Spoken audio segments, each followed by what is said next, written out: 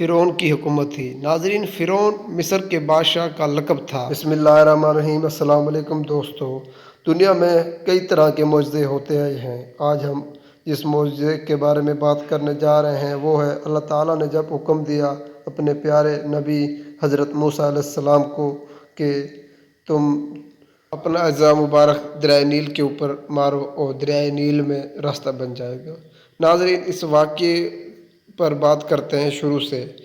ناظرین، یہ واقعہ ہے آج سے کئی ہزار سال پہلے جب فرعون کی حکومت تھی۔ ناظرین، فرعون مصر کے بادشاہ کا لقب تھا۔ حضرت موسیٰ علیہ السلام جس فرعون کے زمانے میں پیدا ہوئے اس کا نام طاعون ابن مسعود ابن ریاض تھا۔ یہ فرعون نمرود کا بھائی تھا۔ دونوں نے خدائی کا دعویٰ کیا تھا۔ ناظرین، آپ علیہ السلام کی جب عمر مبارک 80 سال ہوئی تو آپ کو اللہ تعالیٰ نے منصب رسالت کے لیے منتخب کیا اور آپ کو خالص توحید کی ترغیب فرمائی گئی اور فرعون اور اس کی قوم کی ہدایت کے لیے آپ کو بھیجا گیا۔ حضرت موسیٰ علیہ السلام نے مصر کی طرف رخ کیا اور اپنے بھائی کو بھی ساتھ لیا۔ فرعون کے پاس جا کر دو مطالبات رکھے۔ پہلا یہ کہ وہ خدائی کا دعویٰ کرنا چھوڑ دے اور ایک خدا اللہ تعالیٰ وحدہ لا شریک پر یقین رکھے اور اللہ تعالیٰ کا ہی عبادت کرے۔ دوسرا یہ کہ وہ اور بنی اسرائیل پر ظلم و ستم کرنا چھوڑ دے۔ فرعون جو کہ اپنی بادشاہت پر غرور رکھتا تھا، اس نے حضرت موسیٰ علیہ السلام اور بنی اسرائیل قوم پر ظلم و ستم کے پہاڑ توڑ دیے، جس کے بعد اللہ تعالیٰ نے حضرت موسیٰ علیہ السلام کو حکم دیا کہ وہ بنی اسرائیل کو لے کر یہاں سے ہجرت کر کے دوسری طرف چڑھ جائیں، اور اللہ تعالیٰ نے حضرت موسیٰ علیہ السلام کو فرمایا کہ آپ دریائے نیل سے گزریں گے، جبکہ پیچھے آپ کا تعاقب کرتے فرعون بھی آئے گا۔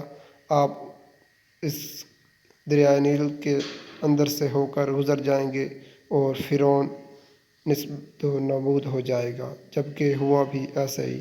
آپ علیہ السلام جب دریائے نیل کے کنارے پہنچے تو آپ نے اپنا اعضا مبارک دریائے نیل کے کنارے پانی پر مارا تو درمیان میں اللہ تعالیٰ کی طرف سے راستہ بن گیا۔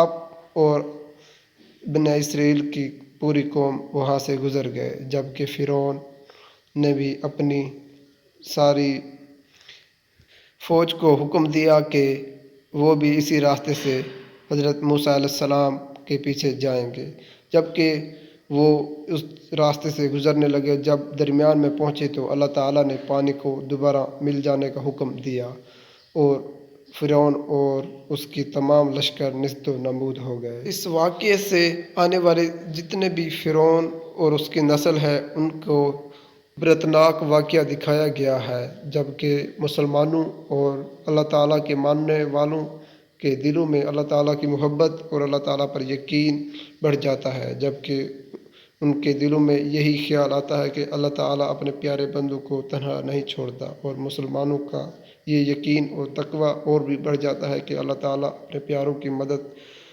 خود فرماتا ہے۔ اور بالکل اس واقعے سے ہمیں یہ سبق ملتا ہے کہ اللہ تعالیٰ اپنے پیاروں کو کبھی تنہا نہیں چھوڑتا اور ظلم و ستم کرنے والوں کو نیست و نابود کر دیتا ہے۔ امید کرتے ہیں آپ کو ہماری یہ ویڈیو اچھی لگی ہوگی۔ مزید ویڈیو کے لیے چینل کو سبسکرائب کر لیں۔ ہم آپ کے لیے ہسٹری اور بہت اچھی ویڈیو لے کر آتے ہیں جو کہ معلومات کی ہوتی ہیں۔ شکریہ۔